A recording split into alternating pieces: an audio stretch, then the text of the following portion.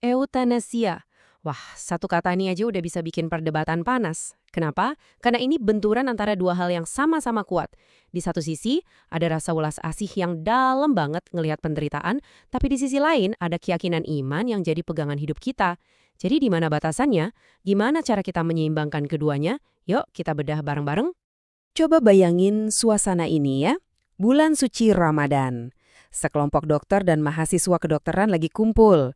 Bukan cuma buat buka puasa, tapi juga buat nambah ilmu, buat refleksi. Suasananya tuh tenang, hikmat.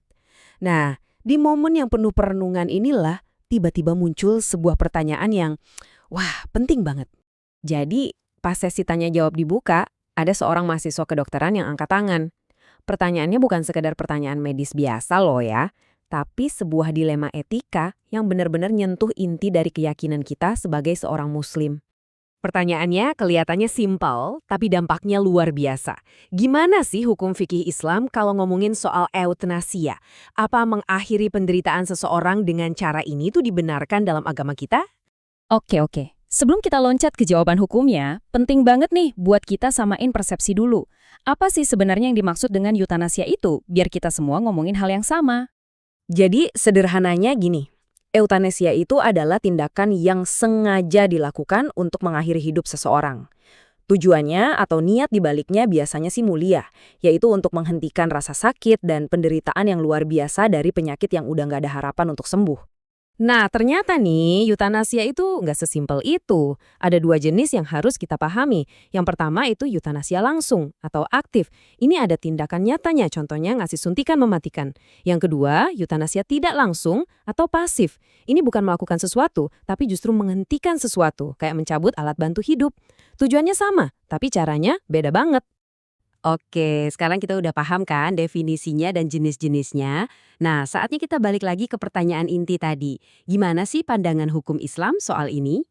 Jadi, gimana nih fikih Islam ngeliat dua jenis eutanasia tadi, yang aktif maupun yang pasif?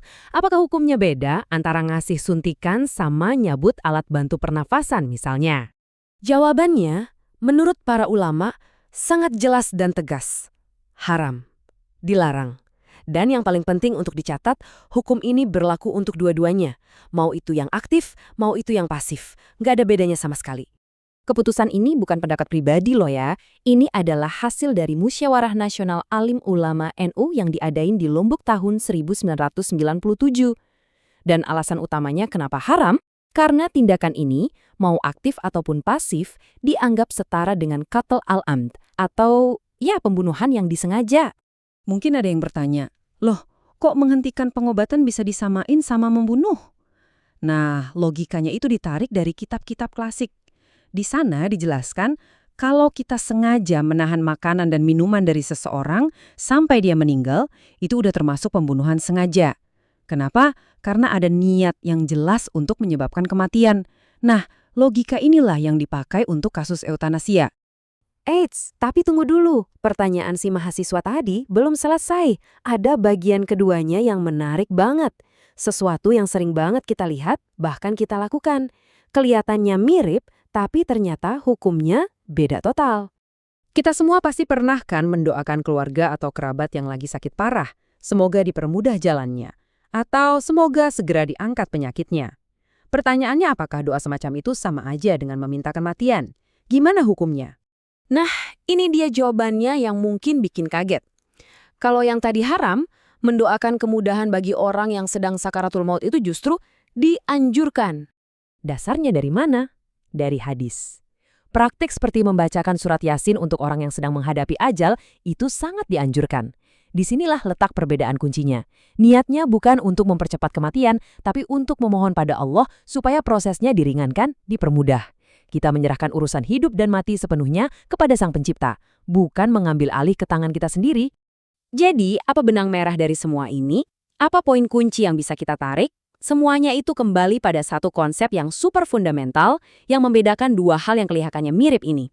Coba lihat tabel ini deh. Ini ngerangkum semuanya dengan sangat jelas. Di satu sisi, kita punya eutanasia. Niatnya apa? Mempercepat kematian. Hukumnya haram.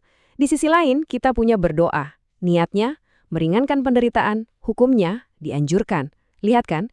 Tindakannya bisa jadi sama-sama dilakukan di sisi orang yang sekarat, tapi niat yang ada di dalam hati, itulah yang mengubah segalanya di mata hukum Islam.